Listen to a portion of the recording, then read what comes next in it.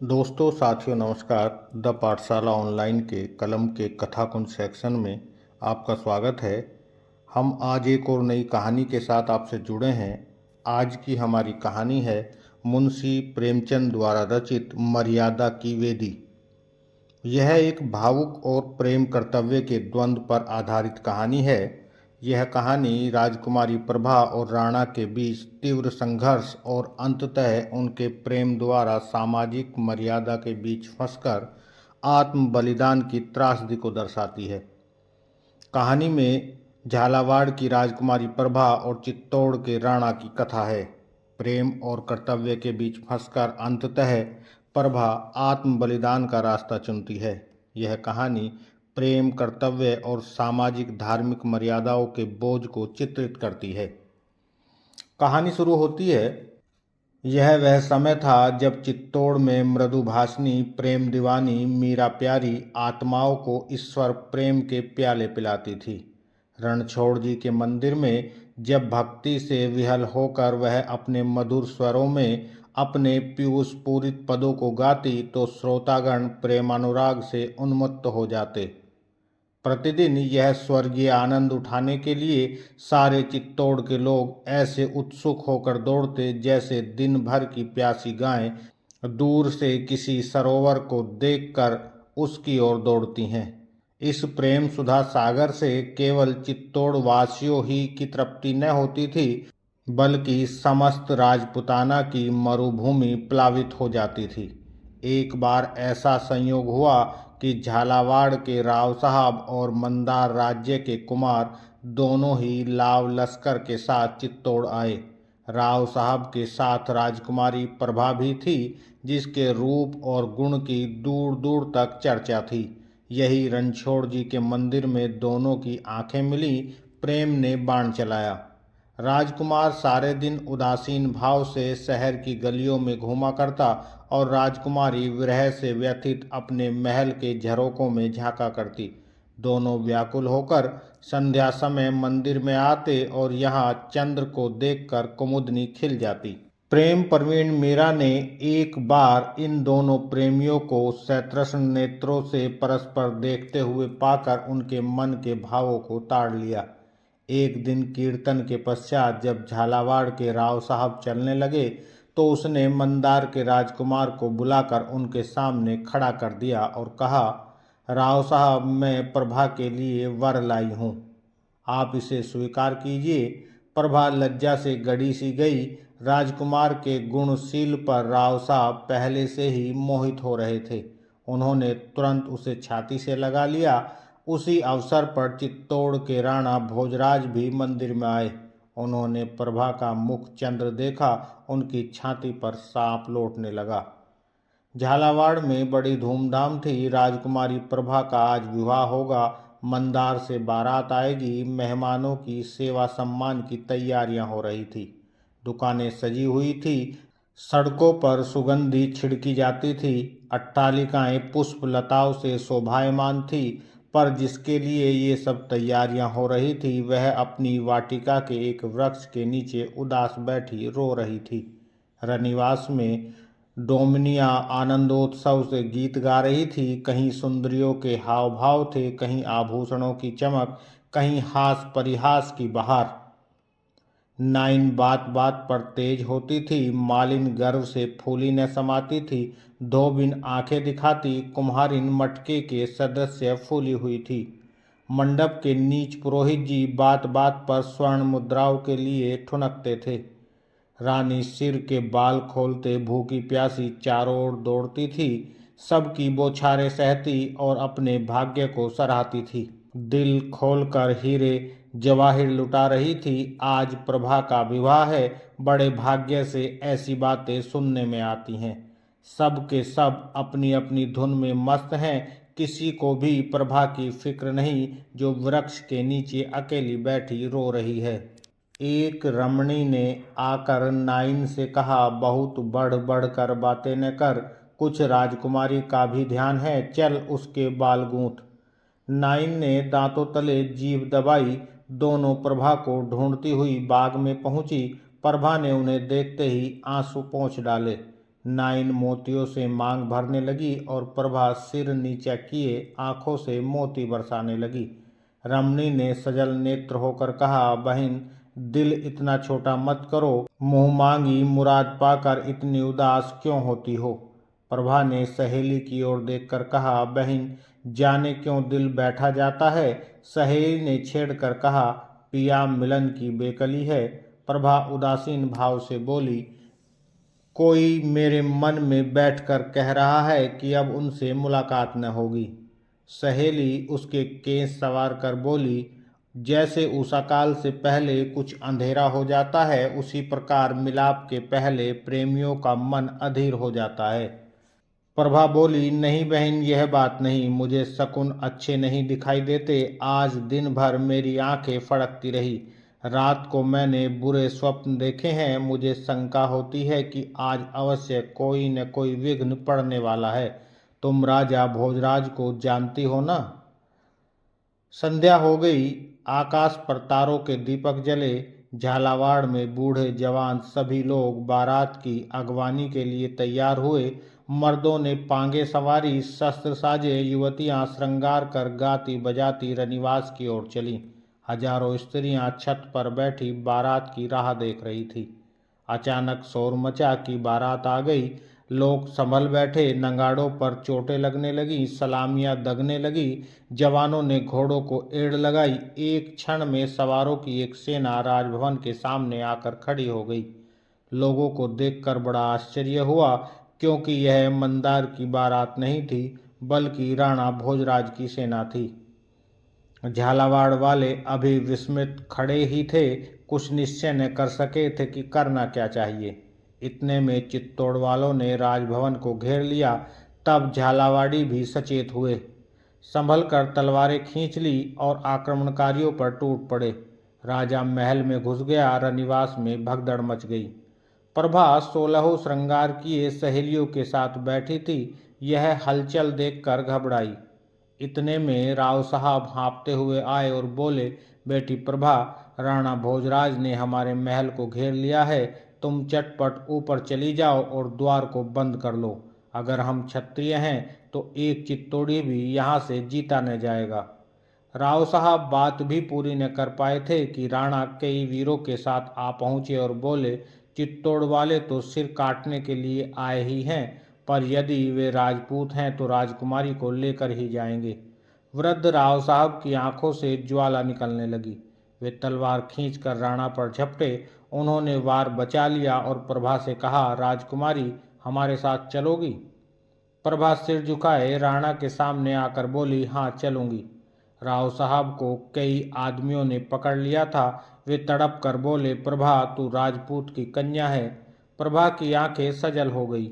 बोली, राणा भी तो राजपूतों के कुल तिलक हैं। राव साहब ने क्रोध में आकर कहा, निर्लजा, कटार के नीचे पड़ा हुआ बलिदान का पशु जैसी दीन दृष्टि से देखता है, उसी भांति प्रभा ने राव साहब की ओर देखकर कहा, जिस झालावाड़ की गोद में पली हूँ, क्या उसे रक्त से रंगवा दूं? राव साहब ने क्रोध से कांप कर कहा, क्षत्रियों को रक्त इतना प्यारा नहीं होता, मर्यादा पर प्राण देना उनका धर्म है। तब प्रभा की आंखें लाल हो गई, चेहरा तमतमाने लगा। बोली, राजपूत कन्या, अपने सतीत्व की रक्षा आप कर सकती हैं, इसके लिए रुधिर प्रवाह की आवश्यकता नहीं। पल भर में राणा ने प्रभा को गोद में उठा लिया। बिजली की भांति झपट कर बाहर निकले। उन्होंने उसे घोड़े पर बिठा लिया। आप सवार हो गए और घोड़े को उड़ा दिया। रात को 10 बजे मंदार वाले भी पहुंचे, मगर यह शोक समाचार पाते ही लौट गए। मंदार कुमार निराश से अचेत हो गया। जैसे रात को नदी का किनारा सुनसान हो जाता है, उसी तरह सारी रात झालावाड़ में सन्नाटा छाया रहा। चित्तौड़ के रंग महल में प्रभा उदास बैठी सामने के सुंदर पौधों की पत्तियां गिन रही थी। संध्या का समय था। रंग बिरंग के पक्षी वृक्षों पर बैठे कलरव कर रहे थे। इतने में राणा ने कमरे में प्रवेश किया। प्रभा उठकर खड़ी हो गई। राणा बोले, प्रभा, मैं तुम्हारा अपराधी हूँ। मैं बलपूर्वक तुम्हें माता पिता की गोद से छीन लाया, पर यदि मैं तुमसे कहूँ कि यह सब तुम्हारे प्रेम से विवश होकर मैंने किया, तो तुम मन में हंसोगी और कहोगी कि यह निराले अनूठे ढंग की प्रीति है। पर वास्तव में यही बात है। जब से मैंने रणछोड़ जी के मंदिर में तुमको देखा, तब से मैं तुम्हारी सुधि में विकल न रहा हूँ। तुम्हें अपनाने का अन्य कोई उपाय होता तो मैं कदापि इस पाशविक ढंग से काम न लेता। मैंने राव साहब की सेवा में बारंबार संदेशे भेजे, पर उन्होंने हमेशा मेरी उपेक्षा की। अंत में जब तुम्हारे विवाह की अवधि आ गई, मैंने देखा कि तुम एक ही दिन में दूसरे की हो जाओगी और तुम्हारा ध्यान करना भी मेरी आत्मा को दूषित करेगा, तो लाचार होकर मुझे यह अनीति करनी पड़ी।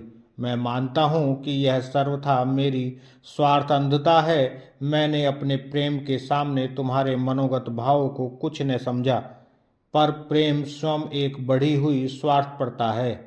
जब मनुष्य को अपने प्रियतम के सिवाय और कुछ नहीं सूझता, मुझे पूरा विश्वास था कि मैं अपने विनीत भाव और प्रेम से तुमको अपना लूँगा। मैं प्रेम का प्यासा हूँ। मीरा मेरी सहधर्मिणी है, उसका हृदय प्रेम का अगाध सागर है। उसका एक चुल्लू भी मुझे उन्मत्त करने के लिए काफ़ी था, पर जिस हृदय में ईश्वर का वास हो, वहाँ मेरे लिए स्थान कहाँ। तुम शायद कहोगी कि यदि तुम्हारे सिर पर प्रेम का भूत सवार था, तो क्या सारे राजपुताने में स्त्रियां न थी? निसंदेह राजपुताने में सुंदरता का अभाव नहीं है, पर इसका जवाब तुम आप ही हो। इसका दोष तुम्हारे ही ऊपर है। राजस्थान में एक ही चित्तौड़ है, एक ही राणा और एक ही प्रभा। संभव है मेरे भाग्य में प्रेमानंद भोगना न लिखा हो। यह मैं अपने कर्म लेख को मिटाने का थोड़ा सा प्रयत्न कर रहा हूँ, परंतु भाग्य के अधीन बैठे रहना पुरुषों का काम नहीं। मुझे इसमें सफलता होगी या नहीं, इसका फैसला तुम्हारे हाथ है। प्रभा की आंखें जमीन की तरफ थी और मन फुदकने वाली चिड़िया की भांति इधर उधर उड़ता फिरता था। वह झालावाड़ को मारकाट से बचाने के लिए राणा के साथ आई थी, मगर राणा के प्रति उसके हृदय में क्रोध की तरंगें उठ रही थी। उसने सोचा था कि वे यहाँ आएंगे तो उन्हें राजपूत कुल कलंक, अन्यायी, दुराचारी, दुरात्मा, कायर कहकर उनका गर्व चूर चूर कर दूंगी। उसको विश्वास था कि यह अपमान उनसे न सहा जाएगा और वे मुझे बलात् अपने काबू में लाना चाहेंगे। इस अंतिम समय के लिए उसने अपने हृदय को खूब मजबूत और अपनी कटार को खूब तेज कर रखा था। उसने निश्चय कर लिया था कि इसका एक वार उन पर होगा, दूसरा अपने कलेजे पर, और इस प्रकार यह पाप कांड समाप्त हो जाएगा। लेकिन राणा की नम्रता, उसकी करुणात्मक विवेचना और उनके विनीत भाव ने प्रभा को शांत कर दिया। आग पानी से बुझ जाती है। राणा कुछ देर वहां बैठे रहे, फिर उठकर चले गए। प्रभा को चित्तौड़ में रहते 2 महीने गुजर चुके हैं। राणा उसके पास फिर न आए। इस बीच में उनके विचारों में कुछ अंतर हो गया। झालावाड़ पर आक्रमण होने के पहले मीराबाई को इसकी बिल्कुल खबर न थी।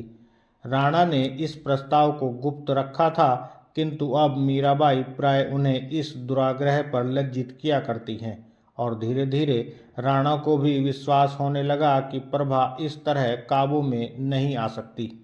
उन्होंने उसके सुख विलास की सामग्री एकत्र करने में कोई कसर नहीं रख छोड़ी थी, लेकिन प्रभा उनकी तरफ आंख उठाकर भी नहीं देखती। राणा प्रभा की दासियों से नित्य उसका समाचार पूछा करते, और उन्हें रोज वही निराशापूर्ण वृत्तांत सुनाई देता है। मुरझाई हुई कली किसी भांति नहीं खिलती। अतएव उनको कभी कभी अपने इस दुस्साहस पर पश्चाताप होता है। वे पछताते हैं कि मैंने व्यर्थ ही यह अन्याय किया। लेकिन फिर प्रभा का अनुपम सौंदर्य नेत्रों के सामने आ जाता है, और वह अपने मन को इस विचार से समझा लेते हैं कि एक सुंदरी का प्रेम इतनी जल्दी परिवर्तित नहीं हो सकता। निसंदेह मेरा मृदु व्यवहार भी कभी न कभी अपना प्रभाव दिखलाएगा। प्रभा सारे दिन अकेली बैठे बैठी उकताती और झुंझलाती है। उसके विनोद के निमित्त कई गाने वाली स्त्रियां नियुक्त थी, किंतु राग रंग से उसे अरुचि हो गई। राणा के नम्र भाषण का प्रभाव अब मिट चुका था, और उसकी अमानुषिक वृत्ति अब फिर अपने यथार्थ रूप में दिखाई देने लगी थी। वाक चतुरता शांतिकारक नहीं होती, वह केवल निरुत्तर कर देती है। प्रभा को अब अपने अवाक हो जाने पर आश्चर्य होता है। उसे राणा की बातों के उत्तर भी सूझने लगे हैं। वह कभी कभी उनसे लड़कर अपनी किस्मत का फैसला करने के लिए विकल हो जाती है, मगर अब वाद विवाद किस काम का। वह सोचती है कि मैं राव साहब की कन्या हूँ, पर संसार की दृष्टि में राणा की रानी हो चुकी। अब यदि मैं इस कैद से छूट भी जाऊं तो मेरे लिए कहाँ ठिकाना है। मैं कैसे मुंह दिखाऊंगी। इसमें केवल मेरे वंश का ही नहीं वरन समस्त राजपूत जाति का नाम डूब जाएगा। मंदार कुमार मेरे सच्चे प्रेमी हैं, मगर क्या वे मुझे अंगीकार करेंगे? और यदि वे निंदा की परवाह न करके मुझे ग्रहण भी कर लें तो उनका मस्तक सदा के लिए नीचा हो जाएगा और कभी न कभी उनका मन मेरी तरफ से फिर जाएगा। वे मुझे अपने कुल का कलंक समझने लगेंगे। या यहाँ से किसी तरह भाग जाऊं, लेकिन भाग कर जाऊं कहाँ? बाप के घर, वहाँ अब मेरी पैठ नहीं। मंदार कुमार के पास, इसमें उनका अपमान है और मेरा भी। तो क्या भिखारिणी बन जाऊं? इसमें भी जग हंसाई होगी और न जाने प्रबल भावी किस मार्ग पर ले जाए। एक अबला स्त्री के लिए सुंदरता प्राणघातक यंत्र से कम नहीं। ईश्वर, वह दिन न आए कि मैं क्षत्रिय जाति का कलंक बनूं। क्षत्रिय जाति ने मर्यादा के लिए पानी की तरह रक्त बहाया है। उनकी हजारों देवियां पर पुरुष का मुंह देखने के भय से सूखी लकड़ी के समान जल मरी हैं। ईश्वर, वह घड़ी न आए कि मेरे कारण किसी राजपूत का सिर लज्जा से नीचा हो। नहीं, मैं इसी कैद में मर जाऊंगी, राणा के अन्याय सहूंगी, जलूंगी, मरूंगी, पर इसी घर में। विवाह जिससे होना था हो चुका। हृदय में उसकी उपासना करूंगी, पर कंठ के बाहर उसका नाम न निकालूंगी। एक दिन झुंझलाकर उसने राणा को बुला भेजा। वे आए। उनका चेहरा उतरा था। वे कुछ चिंतित से थे। प्रभा कुछ कहना चाहती थी, पर उनकी सूरत देखकर उसने उन पर दया की। उन्होंने उसे बात करने का अवसर न देकर स्वयं कहना शुरू किया। प्रभा, तुमने आज मुझे बुलाया है, यह मेरा सौभाग्य है। तुमने मेरी सुधि तो ली, मगर यह मत समझो कि मैं मृदु वाणी सुनने की आशा लेकर आया हूँ। नहीं, मैं जानता हूँ जिसके लिए तुमने मुझे बुलाया है। यह लो, तुम्हारा अपराधी तुम्हारे सामने खड़ा है। उसे जो दंड चाहो दो। मुझे अब तक आने का साहस न हुआ, इसका कारण यही दंड भय था। तुम छत्राणी हो और छत्राणियां क्षमा करना नहीं जानती। झालावाड़ में जब तुम मेरे साथ आने पर स्वयं तैयार हो गई थी तो मैंने उसी क्षण तुम्हारे जौहर परख लिए। मुझे मालूम हो गया कि तुम्हारा हृदय बल और विश्वास से भरा हुआ है। उसे काबू में लाना सहज नहीं। तुम नहीं जानती कि यह 1 मास मैंने किस तरह काटा है। तड़प तड़प कर मर रहा हूँ, पर जिस तरह शिकारी बिफरी हुई सिंगनी के सम्मुख जाने से डरता है, वही दशा मेरी भी। मगर आज मैं बिना बुलाए मेहमान नहीं हूँ। तुमने मुझे बुलाया है और तुम्हें अपने मेहमान का स्वागत करना चाहिए। बातों ही से सही, अपने भावों को दबाकर ही सही, मेहमान का स्वागत करो। संसार में शत्रु का आदर मित्रों से भी अधिक किया जाता है। प्रभा, एक क्षण के लिए क्रोध को शांत करो और मेरे अपराध पर विचार करो। तुम मेरे ऊपर यही दोषारोपण कर सकती हो कि मैं तुम्हें माता पिता की गोद से छीन लाया। तुम जानती हो, कृष्ण भगवान रुक्मणी को हर लाए थे। राजपूतों में यह कोई नई बात नहीं है। तुम कहोगी इसमें झालावाड़ वालों का अपमान हुआ, पर ऐसा कहना कदापि ठीक नहीं। झालावाड़ वालों ने वही किया जो मर्दों का धर्म है। उनका पुरुषार्थ देखकर हम चकित हो गए। वीरों की सदैव जीत नहीं होती। हम इसलिए सफल हुए कि हमारी संख्या अधिक थी और इस काम के लिए तैयार होकर गए थे।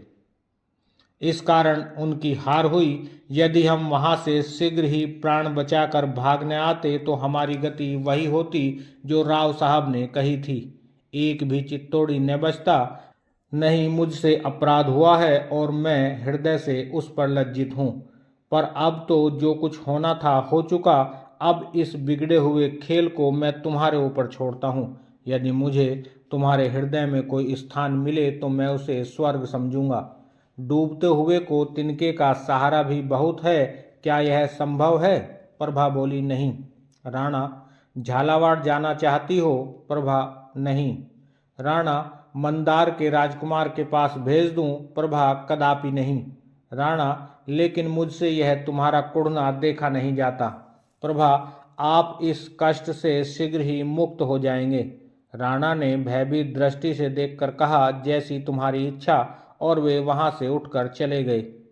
10 बजे रात का समय था। रणछोड़ जी के मंदिर में कीर्तन समाप्त हो चुका था और वैष्णव साधु बैठे हुए प्रसाद पा रहे थे। यह भी मानी हुई बात है कि जैसी वस्तुओं का हम सेवन करते हैं वैसी ही आत्मा भी बनती है।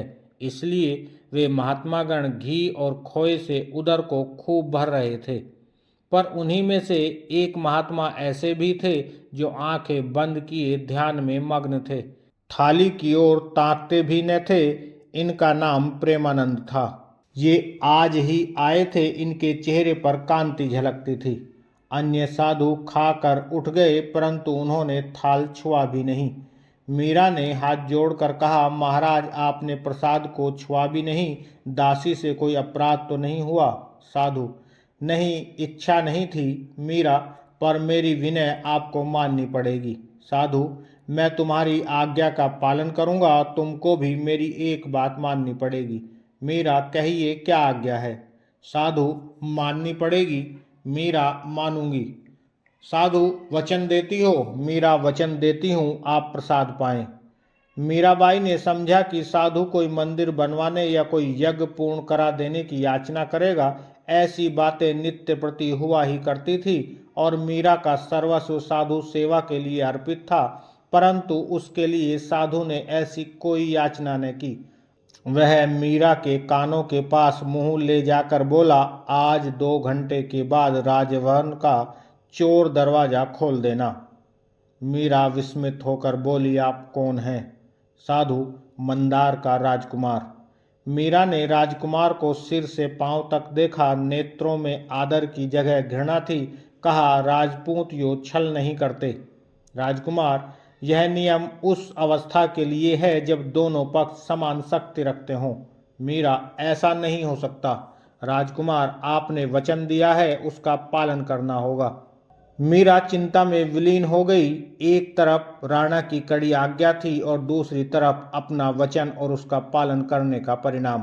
कितनी ही पौराणिक घटनाएं उसके सामने आ रही थी। दशरथ के वचन पालने के लिए अपने प्रिय पुत्र को वनवास दे दिया।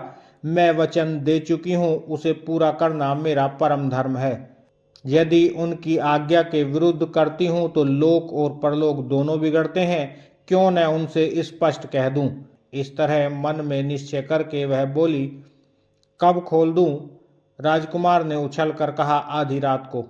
मीरा, मैं स्वयं तुम्हारे साथ चलूंगी। मीरा यहाँ से राणा की सेवा में पहुंची। वे उसका बहुत आदर करते थे। वे खड़े हो गए। इस समय मीरा का आना एक असाधारण बात थी। उन्होंने पूछा, बाई जी, क्या आज्ञा है? मीरा, आपसे भिक्षा मांगने आई हूँ, निराश न कीजिएगा। मैंने आज तक आपसे कोई विनती नहीं की, पर आज एक ब्रह्म फांस में फंस गई हूँ। इसमें से मुझे आप ही निकाल सकते हैं। मंदार के राजकुमार को तो आप जानते हैं। राणा ने कहा, हाँ, अच्छी तरह। मीरा, आज उसने मुझे बड़ा धोखा दिया। एक वैष्णव महात्मा का रूप धारण कर रणछोड़ जी के मंदिर में आया और उसने छल करके मुझसे एक वचन देने को बाध्य कर दिया। मेरा साहस नहीं होता कि उसकी कपट विनय आपसे कहूँ। राणा, प्रभा से मिला देने को तो कहा। मीरा, जी हाँ, उसका अभिप्राय वही है, लेकिन सवाल यह है कि मैं आधी रात को राजमहल का गुप्त द्वार खोल दूं। मैंने उसे बहुत समझाया, बहुत धमकाया, पर वह किसी भांति न माना। निदान विवश होकर जब मैंने कह दिया, तब उसने प्रसाद पाया। अब मेरे वचन की लाज आपके हाथ है। आप चाहे उसे पूरा करके मेरा मान रखें, चाहे उसे तोड़कर मेरा मान तोड़ दें। आप मेरे ऊपर जो कृपा दृष्टि रखते हैं, उसी के भरोसे मैंने वचन दिया। अब मुझे इस फंदे से उबारना आपका काम है। राणा कुछ देर सोचकर बोले, तुमने वचन दिया है, उसका पालन करना मेरा कर्तव्य है। तुम देवी हो, तुम्हारे वचन नहीं टल सकते। द्वार खोल दो, लेकिन यह उचित नहीं कि वह अकेले प्रभा से मुलाकात करे। तुम स्वयं उसके साथ जाना, मेरी खातिर से इतना कष्ट उठाना। मुझे भय है कि वह उसकी जान लेने का इरादा करके आया हो। ईर्ष्या में मनुष्य अंधा हो जाता है। बाई जी, मैं अपने हृदय की बात तुमसे कहता हूँ। मुझे प्रभा को हर लाने का अत्यंत शौक है। मैंने समझा था कि यहाँ रहते रहते वह हिल मिल जाएगी, किंतु वह अनुमान गलत निकला। मुझे भय यह है कि यदि उसे कुछ दिन यहाँ और रहना पड़ा तो वह जीती न बचेगी। मुझ पर एक अबला की हत्या का अपराध लग जाएगा। मैंने उससे झालावाड़ जाने के लिए कहा, पर वह राजी नहीं हुई। आज तुम उन दोनों की बातें सुनो। अगर वह मंदार कुमार के साथ जाने पर राजी हो तो मैं प्रसन्नतापूर्वक अनुमति दे दूंगा। मुझसे कुढ़ना नहीं देखा जाता। ईश्वर इस सुंदरी का हृदय मेरी ओर फेर देता तो मेरा जीवन सफल हो जाता, किंतु जब यह सुख भाग्य में लिखा ही नहीं तो क्या वश है। मैंने तुमसे ये बातें कही, इसके लिए मुझे क्षमा करना। तुम्हारे पवित्र हृदय में ऐसे विषयों के लिए स्थान कहाँ। मीरा ने आकाश की ओर संकोच से देखकर कहा, तो मुझे आज्ञा है, मैं चोर द्वार खोल दूं। राणा, तुम इस घर की स्वामिनी हो, मुझसे पूछने की जरूरत नहीं। मीरा राणा को प्रणाम कर चली गई। आधी रात बीत चुकी थी। प्रभा चुपचाप बैठी दीपक की ओर देख रही थी और सोचती थी, इसके घुलने से प्रकाश होता है। यह बत्ती अगर जलती है तो दूसरों को लाभ पहुंचाती है, मेरे जलने से किसी को क्या लाभ। उसने फिर खिड़की से सिर निकालकर आकाश की तरफ देखा। काले पट पर उज्जवल तारे जगमगा रहे थे। प्रभा ने सोचा, मेरे अंधकार में भाग्य में ये दीप्तिमान तारे कहाँ हैं। मेरे लिए जीवन के सुख कहाँ हैं। क्या रोने के लिए जीऊं, ऐसे जीने से क्या लाभ। और जीने में उपहास भी तो है। मेरे मन का हाल कौन जानता है। संसार मेरी निंदा करता होगा। झालावाड़ की स्त्रियां मेरे मृत्यु के शुभ समाचार सुनने की प्रतीक्षा कर रही होंगी। मेरी प्रिय माता लज्जा से आंखें न उठा सकती होंगी, लेकिन जिस समय मेरे मरने की खबर मिलेगी, गर्व से उनका मस्तक ऊंचा हो जाएगा। यह बेहयाई का जीना है, ऐसे जीने से मरना कहीं उत्तम है। प्रभा ने तकिए के नीचे से एक चमकती हुई कटार निकाली। उसके हाथ कांप रहे थे। प्रभा क्रुद्ध होकर सोचने लगी, क्या मैं वास्तव में निर्लज्ज हूँ। मैं राजपुतानी होकर मरने से डरती हूँ। मान मर्यादा खोकर बेहया लोग ही जिया करते हैं। वह कौन सी आकांक्षा है जिसने मेरी आत्मा को इतना निर्बल बना रखा है। क्या राणा की मीठी मीठी बातें। राणा मेरे शत्रु हैं। उन्होंने मुझे पशु समझ रखा है, जिसे फंसाने के पश्चात हम पिंजरे में बंद करके हिलाते हैं। उन्होंने मेरे मन को अपनी वाक मधुरता का क्रीड़ा स्थल समझ लिया है। वे इस तरह घुमा घुमा कर बातें करते हैं और मेरी तरफ से युक्तियां निकालकर उनका ऐसा उत्तर देते हैं कि जबान ही बंद हो जाती है। हाय, निर्दयी ने मेरा जीवन नष्ट कर दिया। फिर वह कौन सी अभिलाषा है। क्या राजकुमार का प्रेम। उसकी तो अब कल्पना ही मेरे लिए घोर पाप है। मैं अब उस देवता के योग्य नहीं हूँ। प्रियतम, बहुत दिन हुए मैंने तुमको हृदय से निकाल दिया। तुम भी मुझे दिल से निकाल डालो। मृत्यु के सिवा अब कहीं मेरा ठिकाना नहीं। शंकर, मेरी निर्बल आत्मा को शक्ति प्रदान करो। मुझे कर्तव्य पालन का बल दो। प्रभा ने फिर कटार निकाली। इच्छा दृढ़ की कि इतने में किसी के पांव की आहट सुनाई दी। उसने चौंक कर सहमी दृष्टि से देखा। मंदार कुमार धीरे धीरे पैर दबाता हुआ कमरे में दाखिल हुआ। प्रभा उसे देखते ही चौंक पड़ी। उसने कटार को छिपा लिया। राजकुमार को देखकर उसे आनंद की जगह रोमांचकारी भय उत्पन्न हुआ। यदि किसी को जरा भी संदेह हो गया तो इनका प्राण बचना कठिन है। इनको तुरंत यहाँ से निकलना चाहिए। यदि इन्हें बातें करने का अवसर दूं तो विलंब होगा और फिर ये अवश्य ही फंस जाएंगे। राणा इन्हें कदापि न छोड़ेंगे। ये विचार वायु और बिजली की तीव्रता के साथ उसके मस्तिष्क में दौड़े। वह तीव्र स्वर में बोली, भीतर मत आओ। राजकुमार ने पूछा, मुझे पहचाना नहीं। प्रभा, खूब पहचान लिया, किंतु यह बातें करने का समय नहीं है। राणा तुम्हारी घात में है। अभी यहाँ से चले जाओ। राजकुमार ने एक पग और आगे बढ़ाया और निर्भीकता से कहा, प्रभा, तुम मुझसे निष्ठुरता करती हो। प्रभा ने धमक कर कहा, तुम यहाँ ठहरोगे तो मैं शोर मचा दूंगी। राजकुमार ने उद्दंडता से उत्तर दिया, इसका मुझे भय नहीं। मैं अपनी जान हथेली पर रखकर आया हूँ। आज दोनों में से एक का अंत हो जाएगा, या तो राणा रहेंगे या मैं रहूंगा। तुम मेरे साथ चलोगी? प्रभा ने दृढ़ता से कहा। नहीं। राजकुमार व्यंग भाव से बोला। क्यों, क्या चित्तौड़ की जलवायु पसंद आ गई? प्रभा ने राजकुमार की ओर तिरस्कृत नेत्रों से देखकर कहा, संसार में अपनी सब आशाएं पूरी नहीं होती। जिस तरह यहाँ मैं अपना जीवन काट रही हूँ वह मैं ही जानती हूँ, किंतु लोक निंदा भी तो कोई चीज है। संसार की दृष्टि में मैं चित्तौड़ की रानी हो चुकी। अब राणा जिस भांति रखे उसी भांति रहूंगी। मैं अंत समय तक उनसे घृणा करूंगी, जलूंगी। जब जलन न सही जाएगी तो विष खा लूंगी या छाती में कटार मार कर मर जाऊंगी, लेकिन इसी भवन में, इस घर के बाहर कदापि पैर न रखूंगी। राजकुमार के मन में संदेह हुआ कि प्रभा पर राणा का वशीकरण मंत्र चल गया। यह मुझसे छल कर रही है। प्रेम की जगह ईर्ष्या पैदा हुई। वह उसी भाव से बोला, और यदि मैं यहाँ से उठा ले जाऊं? प्रभा के तेवर बदल गए। बोली, तो मैं वही करूंगी जो ऐसी अवस्था में छत्राणियां किया करती हैं। अपने गले में छुरी मार लूंगी या तुम्हारे गले में। राजकुमार एक पग और आगे बढ़कर यह कटु वाक्य बोला। राणा के साथ तो तुम खुशी से चली आई, उस समय छुरी कहाँ गई थी? प्रभा को यह शब्द सर सा लगा। वह तिल मिलाकर बोली, उस समय इसी छुरी के एक वार से खून की नदियां बहने लगती। मैं नहीं चाहती थी कि मेरे कारण मेरे भाई बंधुओं की जान जाए। इसके सिवाय मैं कुंवारी थी। मुझे अपनी मर्यादा के भंग होने का भय न था। मैंने पतिव्रत नहीं लिया। कम से कम संसार मुझे ऐसा समझता था। मैं अपनी दृष्टि में अब भी वही हूँ, किंतु संसार की दृष्टि में कुछ और हो गई हूँ। लोकलाज ने मुझे राणा की आज्ञाकारिणी बना दिया है। पतिव्रत की बेड़ियां जबरदस्ती मेरे पैरों में डाल दी गई हैं। अब इसकी रक्षा करना मेरा धर्म है। इसके विपरीत और कुछ करना क्षत्राणियों के नाम को कलंकित करना है। तुम मेरे घाव पर व्यर्थ नमक क्यों छिड़कते हो? यह कौन सी भलमनसी है? मेरे भाग्य में जो कुछ बदा है वह भोग रही हूँ।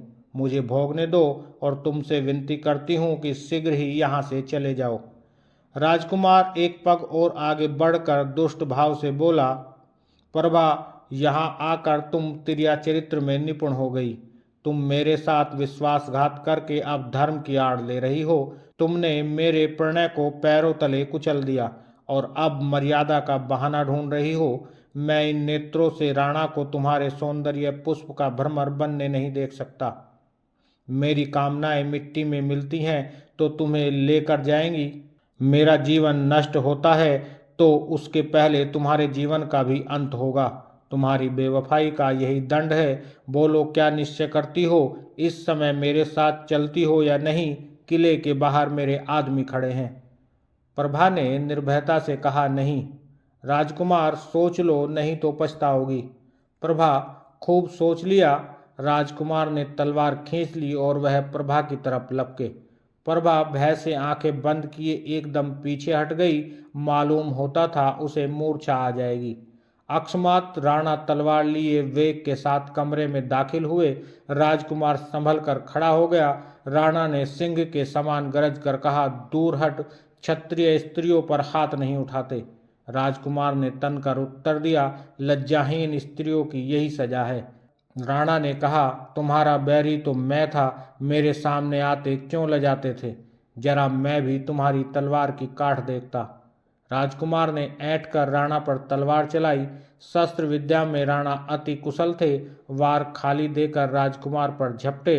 इतने में प्रभा, जो मूर्छित अवस्था में दीवार से चिपकी खड़ी थी, बिजली की तरह कौंध कर राजकुमार के सामने खड़ी हो गई। राणा वार कर चुके थे। तलवार का पूरा हाथ उसके कंधे पर पड़ा। रक्त की फुहार फूटने लगी।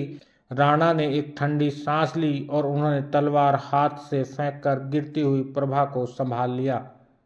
क्षण मात्र में प्रभा का मुखमंडल वर्णहीन हो गया। आंखें बुझ गई। दीपक ठंडा हो गया। मंदार कुमार ने भी तलवार फेंक दी और वह आंखों में आंसू भरकर प्रभा के सामने घुटने टेक कर बैठ गया। दोनों प्रेमियों की आंखें सजल थी। पतंगे बुझे हुए दीपक पर जान दे रहे थे। प्रेम के रहस्य निराले हैं। अभी एक क्षण हुआ, राजकुमार प्रभा पर तलवार लेकर झपटा था। प्रभा किसी प्रकार उसके साथ चलने पर तैयार न होती थी। लज्जा का भय, धर्म की बेड़ी, कर्तव्य की दीवार रास्ता रोके खड़ी थी, परंतु उसे तलवार के सामने देखकर उसने उस पर अपने प्राण न्यौछावर कर दिए। प्रीति की प्रथा निभा दी, लेकिन अपने वचन के अनुसार उसी घर में। हाँ, प्रेम के रहस्य निराले हैं। अभी एक क्षण पहले राजकुमार प्रभा पर तलवार लेकर झपटा था। उसके खून का प्यासा था। ईर्ष्या की अग्नि उसके हृदय में दहक रही थी। वह रुधिर की धारा से शांत हो गई। कुछ देर तक वह अचेत बैठा रोता रहा, फिर उठा और उसने तलवार उठाकर जोर से अपनी छाती में चुभा ली। फिर रक्त की फुहार निकली। दोनों धाराएं मिल गई और उनमें कोई भेद न रहा। प्रभा उसके साथ चलने पर राजी न थी, किंतु वह प्रेम के बंधन को तोड़ न सकी। दोनों उस घर ही से नहीं, संसार से एक साथ सिधारे। और इसी के साथ ये कहानी समाप्त हो जाती है। दोस्तों, साथियों, अगर ये कहानी आपको पसंद आई हो तो लाइक करें, हमारे चैनल को सब्सक्राइब करें। आगे फिर एक नई कहानी के साथ आपसे मिलते हैं, तब तक के लिए दीजिएगा इजाज़त। जय हिंद, जय भारत।